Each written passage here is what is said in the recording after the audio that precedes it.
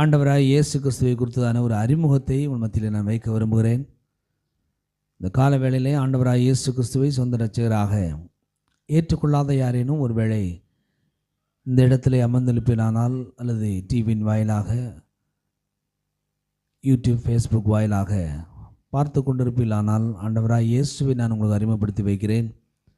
ஆண்டவராய் இயேசு கிறிஸ்து இந்த பூமிக்கு வந்ததின் நோக்கம் எல்லா மனுஷரும் ரட்சிக்கப்படவும், கர்த்தரை அறிகிற அறிவை அடையவும் அவர் சித்தமுள்ளவராக இருக்கிறார் என்று சத்தியவேதம் சொல்லுகிறது.